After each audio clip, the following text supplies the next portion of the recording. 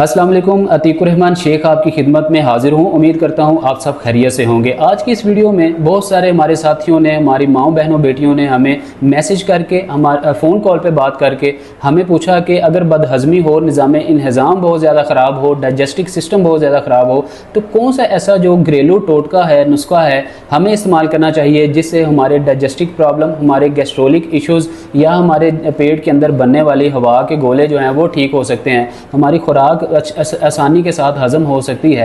हमें कोई ऐसा नुस्खा बता दें। इस वीडियो में हम आपको ऐसा जो है ज़बरदस्त नुस्खा बताएंगे, ऐसी होम रेमेडी बताएंगे जिसको इस्तेमाल करने के बाद इंशाल्लाह आपके डाइजेस्टिक प्रॉब्लम, आपकी निज़ाम इंहज़ाम मजबूत होगा, आपकी बदहज़मी के मसाइल दूर होंगे। तो इस वीडियो को आप मुकम्मल देखें। आगे हम आपको बताते हैं कि आपने कौन सा नुस्खा घर में रहते हुए इस्तेमाल करना है, लेकिन उससे पहले आप चैनल को बेल आइकन प्रेस करके सब्सक्राइब ज़रूर कर लें ताकि आइंदा आने वाली वीडियो का नोटिफिकेशन सबसे पहले आपको मिल सके। सीधा चलते हैं नुस्खे की तरफ। आपने सबसे पहले लेना है नशादर लेनी है। नशादर आपने 50 ग्राम लेनी है। उसके अलावा आपने 50 ग्राम ही काली मिर्च लेनी है, 50 ग्राम आपने अजवाइन लेनी है और 50 ग्राम ही आपने जो है वो काला नमक लेना है। याद रहे काला नमक ही आपने लेना है, आपने सफ़ेद नमक बिल्कुल नहीं लेना। बहुत सारे लोग यहाँ पे एक कॉमन मिस्टेक कर लेते हैं कि सफ़ेद नमक, लोग कहते हैं साल्ट ही इस्तेमाल करना है, वो भी नमक है, ये भी नमक है, तो हम सफ़ेद नमक ले लेते हैं। सफ़ेद नमक एक प्रोसेस जो है वो साल्ट होता है। आपने प्रोसेस साल्ट बिल्कुल इस्तेमाल नहीं करना,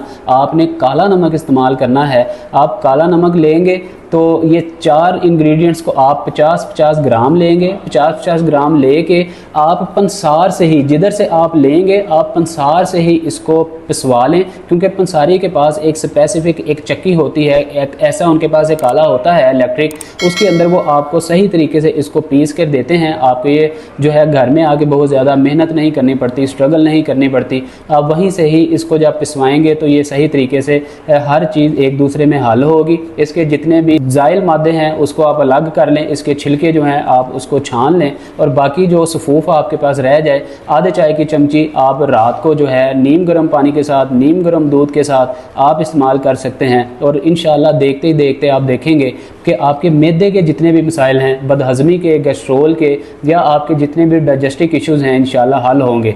यहाँ पे एक छोटी सी आपके लिए मालूमात है कि जिन लोगों को जस्ट मैदे के मसाइल हैं, सिर्फ बदहज़मी है, खाना हज़म नहीं होता, खट्टे डकार आते हैं या उनको जो है बहुत ज़्यादा गैस्ट्रोलिक इश्यूज़ होते हैं, ऐसे लोग ही इस नुस्खे को इस्तेमाल करेंगे। जिन लोगों को मैदे में अल्सर है, मैदे में बहुत ज़्यादा सोजिश है या उनको जो है बाज़ औक़ात पित्ते में पत्थरी की वजह से, गुर्दे में पत्थरी की वजह से भी आपको बदहज़मी के मसाइल हो जाते हैं, निज़ाम इंहज़ाम डिस्टर्ब हो जाता है, उन लोगों के लिए स्पेसिफिक अलग जो है वो होम रेमेडी है, नुस्खा है, वो आइंदा आने वाली वीडियो में हम आपके साथ शेयर करेंगे। लेकिन ये सिर्फ नुस्खा वही लोग इस्तेमाल करेंगे जिन लोगों के साथ हमारे बताई हुई इंस्ट्रक्शन के मुताबिक जस्ट मैदे में जो है हल्का फुल्का कोई मसला हो, जो कि बहुत ज़्यादा तवीलुल मुद्दती पे जो है वो इन्हिसार ना करता हो, थोड़े वक्त के लिए हो फिर ठीक हो जाए, या कभी कभी हो या कभी कभी उसके आपको मसाइल हों, बदहज़मी के मसाइल, ऐसे लोग ही इस्तेमाल करेंगे।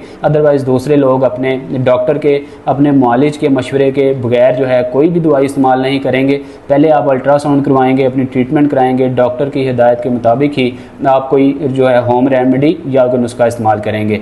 उम्मीद करते हैं ये वीडियो आपको अच्छी लगी होगी। अगर आपको वीडियो अच्छी लगी हो, इन्फॉर्मेटिव लगी हो, आप हमारे चैनल को ज़रूर सब्सक्राइब करें, ऐसे लोगों के साथ ज़रूर वीडियो शेयर किया करें, सदका जारिया समझ के, जिन लोगों के साथ इस तरह की कॉम्प्लिकेशन मसाइल चल रहे होते हैं। नीचे दिए गए कमेंट सेक्शन में मैसेज करके कोई आप सवाल पूछ सकते हैं, नीचे दिए गए नंबर पे कॉल करके आप हमसे बात करके अपने मसले के बारे में पूछ सकते हैं। इसके साथ ही हमें दीजिए इजाज़त। अपना बहुत सारा ख्याल रखें। अस्सलाम वालेकुम रहमतुल्लाह।